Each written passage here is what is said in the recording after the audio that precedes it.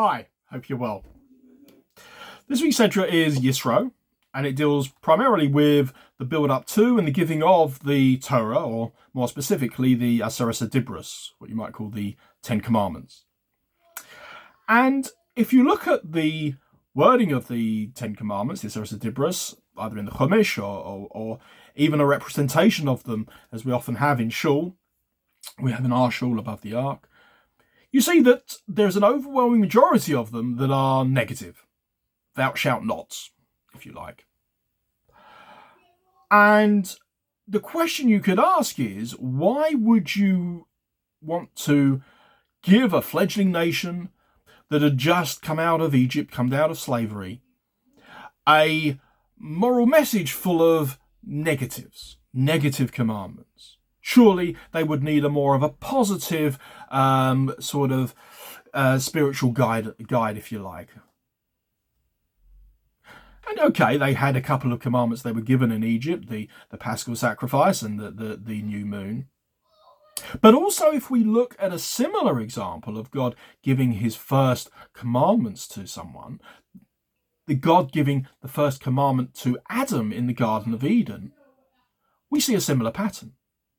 God says to Adam, eat from whatever you like, do whatever you like in the Garden of Eden. Build wheels and wagons, make fire, build cities, have great accomplishments, herd animals. But just don't eat from that tree, the tree of the Eitz Hadas, the tree of knowledge. Why start with a negative? Wouldn't it be nice if Adam had a positive command to do, so he could do something to build a relationship with his creator, with his maker?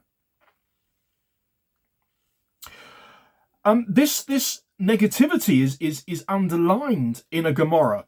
The Gemara in Shabbos gives a lot of the midrashim that form the backstory to the giving of the Torah.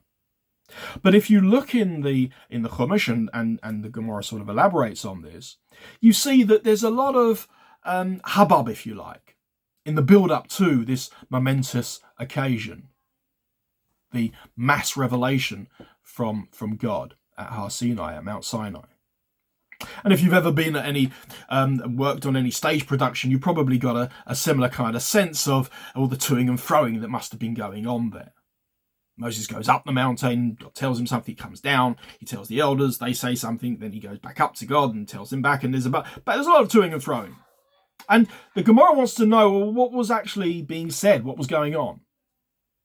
And it answers that when it says in chapter 19, verses 8 and 9, that when it says Vayoshev Moshe, what it means is Devorim Shem Shabbathim. Let me get that right.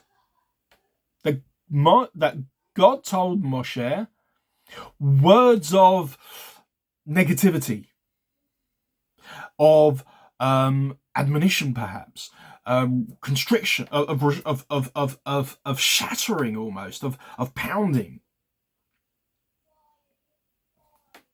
Why? What had he done?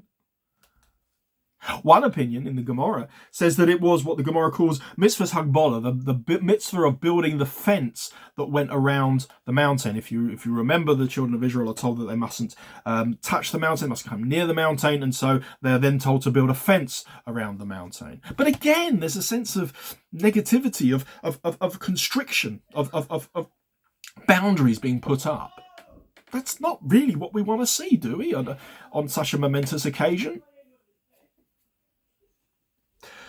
The answer, I think, comes in a Sifri, which you may be familiar with, which also talks about the build-up to the giving of the Torah. And it describes how God offers the commandments, the Torah, to other nations before coming to the children of Israel. And he goes to Esau, to Esau and the Edomites, and to Ammon and Moab, and to Ishmael, and offers them the Torah. And they say, well, okay, well, what sort of laws are in it? And in each case, he tells them one of the negative commandments. You shouldn't kill, you don't commit adultery, you don't steal. And in each case, they come back to him and say, our forefathers built our culture, built our civilization, built our identity on principles that go against these commands. Now, there's a lot of commentary on that, and there's a lot of questions that are raised by it. But I want to look at this in light of what we've just been saying. They ask what's in the Torah. God comes to them with a negative commandment, thou shalt not.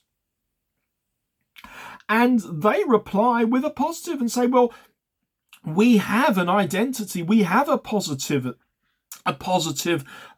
if you like, that we follow, that runs counter to that.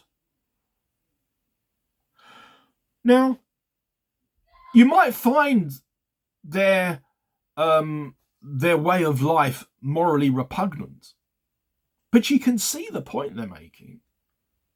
Why come to us with negative commandments when we have a positive, cohesive culture?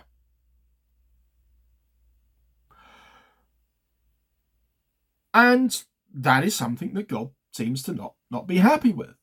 And he moves on. He doesn't tackle it head on. There's no further dialogue. Why?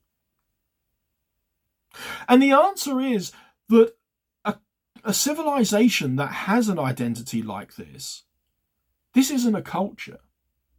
This is an autocracy. This is a theocracy. This is a monolithic civilization, a monolithic community that may seem quite cohesive, but actually doesn't allow for innovation, doesn't allow for challenge, for criticism, and certainly doesn't allow for freedom of speech and for debate and for intelligent, curious discovery. And that's not what God wanted from his future people. He wanted a people that challenge, that innovate.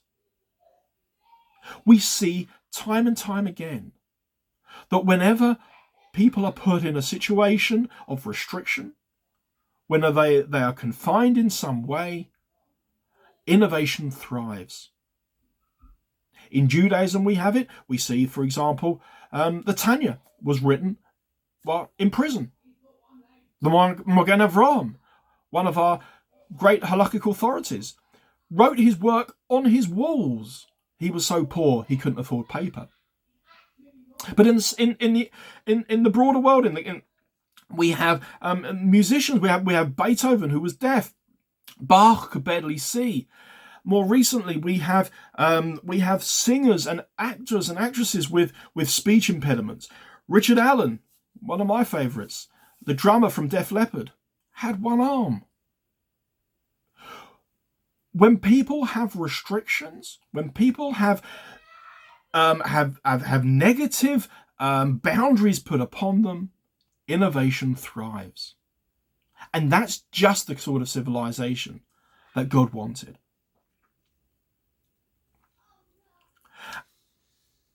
And so, the question you could ask me, though, is back in the beginning with Adam, God gives a preamble and he says to Adam, go and be free to express yourself, express your creativity.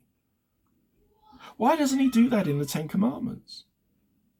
Why is there no go out and do what you like, but here's some of the things you can't do? And the answer is, as I see it, is that there is. It's in that first of the Aseret Dibros.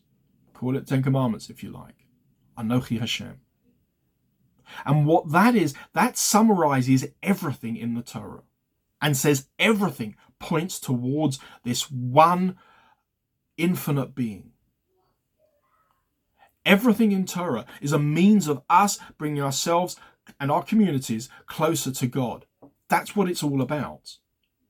And within that construct, within that framework, yes, you are free to be expressive and to find your hidden talents and express yourself and innovate and challenge, as Rabbonim and as scholars and Talmidei Chachomim have done from generation to generation throughout time, challenged and brought through what we call chidushim, new understandings of our texts, of our classic texts.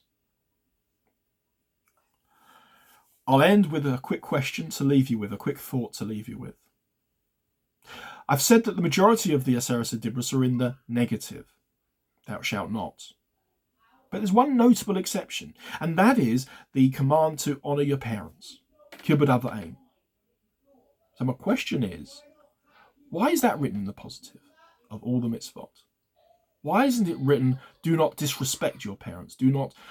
And we have other commandments, I know, to not curse your parents, not to strike your parents. But why is it here put in the positive, to respect your parents? Shabbat Shalom. Thank you for watching.